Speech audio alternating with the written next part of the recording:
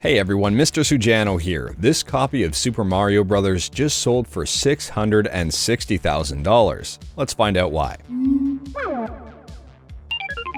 Alright, to kick things off, yes, this is a video game, and yes, it sold for 660 grand. Insane. I'll leave a link to this article in the description below if you do want to check it out. The article states that this was the highest ever paid for a video game at auction. The previous world record for the highest price for Super Mario Bros. Was $114,000, and this was set back in July of 2020. $660K is a little bit more than that. The story behind the $660,000 copy of Super Mario isn't that exciting. It is a little bit funny though. Someone purchased it as a Christmas gift back in 1986.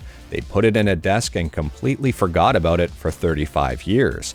35 years later, they found it in the bottom of the desk, completely untouched. So this is pretty much in pristine condition, and it's also a very early version of the game since it was purchased back in 1986. Oddly enough, this is not even the earliest version of Super Mario, but it's one of the earliest with shrink wrapping. When I talk about a version of Super Mario Bros., I'm not talking about a version of the game, I'm talking about a version of the packaging. This game has a bunch of different box styles throughout its life cycle. To the untrained eye, they all look the same.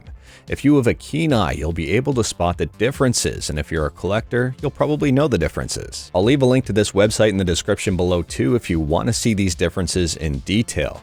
But let's just take a look at one to make things quick and simple. Look at this Nintendo logo on a late release of Super Mario Bros. And then if I scroll up the page here, the Nintendo logo changes a few times when I get to the earlier releases. To determine what variant of the game is going to be the most expensive, it usually comes down to a couple of things: how rare it is and how many of them are left. Sometimes it's not the earliest version of the game that ends up being the most expensive. For example, maybe one variant of a game has a spelling error on a box and then the company quickly corrected it. There would probably be a lot less of those released, and the ones remaining would be very expensive. This version of Super Mario Bros. That sold for $660,000 is the fourth version of the game. There are 3 other versions that were produced that are earlier than this one. Let's quickly compare this version 4 with version 5. The only difference between the two boxes here is just some text. So version 5 has some white text right here on the top of the back of the box. Version 4 doesn't have it. The difference between version 4 and 3 is also text on the back of the box.